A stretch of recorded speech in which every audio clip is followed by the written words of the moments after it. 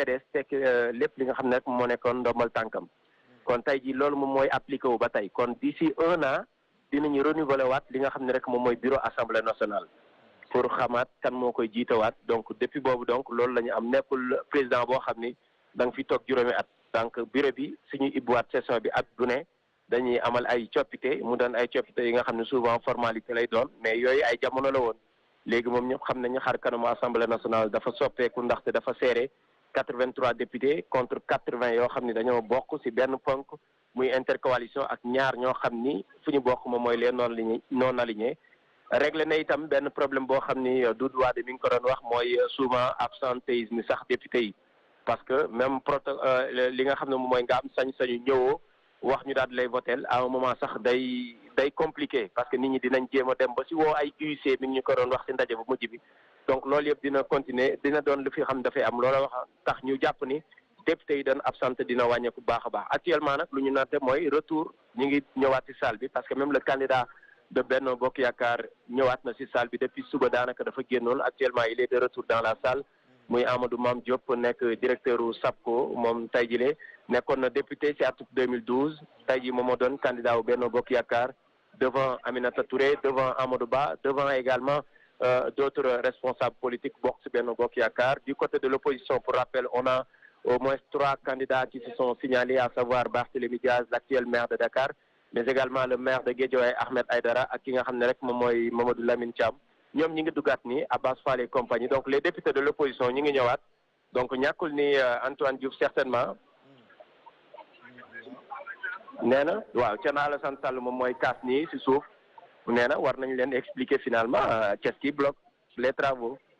donc il a raison il a raison comme 10 heures lañ ko convoqué kenn waxu ko li bloqué il faut que mu laajte pour xam lan moo bloqué démarrage aux travaux yi mais mi ngi article 110 oui nga wax ministre yi am nañ 8 jours pour démissionner wala pour choisir mais ba léegi le problème à mon sens reste entier parce que kenn waxul ne ndax mën nañ participer ci élection bureau bi ou pas article bi xam nga article 110 waxul lool dafa ne rek ils ont 8 jours pour pouvoir pour démissionner. nee na après leur installation pour man moo boobu moo ci am solo parce que pour ñu installer nit mooy day ñëw nekk député ñu installer ko loolu moom mooy après leur installation loolu la article 110 bi wax donc peut-être loolu moom moo tax ñoom ñu sukkandiku ñii tamit jàpp ñoom ni comme li nga wax léegi ni article bi leeralul lu ni mel looloo waral mu amoon blocage mais nii may wax ak yow nag daanaka député yëpp ñëwaat nañ ci salle bi fii li fi des rek mun nañu wax ne mooy ñu koy jiite pour ñu leeral gindi ñu carrément parce que malheureusement xam nga suñu dikk ak ñoom dafa xaw a sori ngir nga dékk kenn si député yi mu indi la leeral jafe-jafe la mais jàppal ni daal nii daal ñoom ñëpp ñu ngi ñëwaat par benn si salle bi ñu am njort ni rek peut-être d'un moment à l'autre les travaux vont démarrer ici à l'Assemblée nationale parce que les candidats déclarés sont là dans la salle on aperçoit Barthélémy Diaz on aperçoit également Ahmed Aïdara le maire également ou bien le maire en même temps directeur de SAPCO di candidat pour le moment déclaré bu Benno Bokk Yaakaar il est dans la salle donc defe naa ne lu si desati bëreetul Antoine parce que loolu moo nekkoon jafe-jafe bi su fekkee ni ñoom ñëwaat nañ dans la salle ça veut dire que ni boo mooy liggéey bi mun na door parce que itam comme ni nga ko waxee même sénégalais yi bëgg nañu xam réellement qu'est-ce qui se passe ñun ñëpp dañuy uti ay sources pour leeral mais pourtant mënoon nañu toog si kanam askan wi léegi leeral wax lan moo bloqué les travaux mais dañuy gis ñett ñooy génn ñaari leader génn dugaat ñeneen dugaat toog am na député yoo xam ne sax njortu naa ni ñoom xamuñu sax lu xew fii si biir Assemblée nationale ndaxte ñoom bañ ñëwee suba ba tey génn ñu benn yoon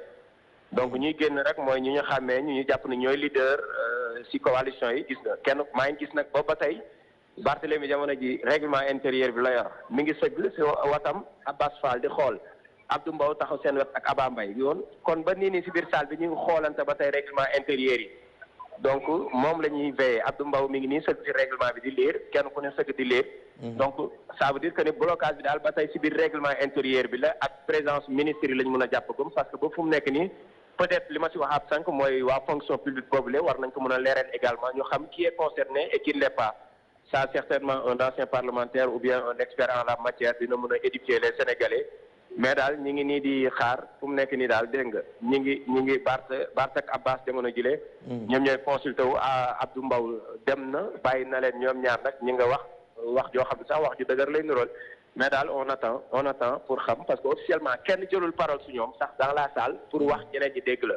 dañuy nguñum rek seen biir donc c'est difficile pour la presse de savoir réellement ce qui se passe sauf fekkee comme nu ma ko waxee sànq suñu source bu ñu xool wax ñu lan moo bloqué liggéey bi donc on va le contacter à nouveau pour voir réellement pour le moment puisque réglé na lan mooy jafe-jafe bi parce que ñoom ñëpp ils sont dans la salle Abbas a ngi waaj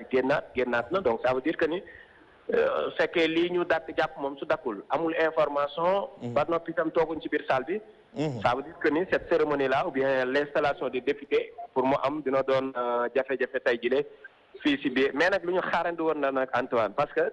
ñi ngi ko doon wax am na ponk yu bëri loo xam ne dañ ko waroon waxtaanee avant ñu ñëw assemblée mais dafa mel ni fii lañ ko bëgg a waxtaanee lii moom moo signalé gum wax naa la ko parité mun na ñëwaat bloqué liggéey bi waaw parce que profil kii day ñëw indi profil bu góor xamul kële ban profil la indi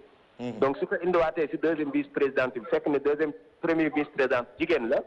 donc boobaa jigéen ñi mun nañoo taxaw ni non il faut que ñu respecter règlement fekk ne ñoom ba ñuy ñëw seen candidat bu ñu programmé candidat bu góor la donc actuellement gis nañ ki nga xam ne yàgg nañ ko gis assemblée bu Moustapha Niasse doon ibbi mooy ibbi bunt bi mi ngi ibbi di tëj moom itam donc on attend mais les ministres sont là génn nañu assemblée nationale ils sont là en face de nous Abdoulaye Sow donc certainement d'un moment à l'autre les travaux vont démarrer ici à l'Assemblée nationale. Nous allons vous garder en repérage Migui Maram parce que nous avons en ligne M. Ibrahima Gueye et il est en ligne économiste. Bonjour M. Gueye. Bonjour. ci wolof rek noo gisee tey li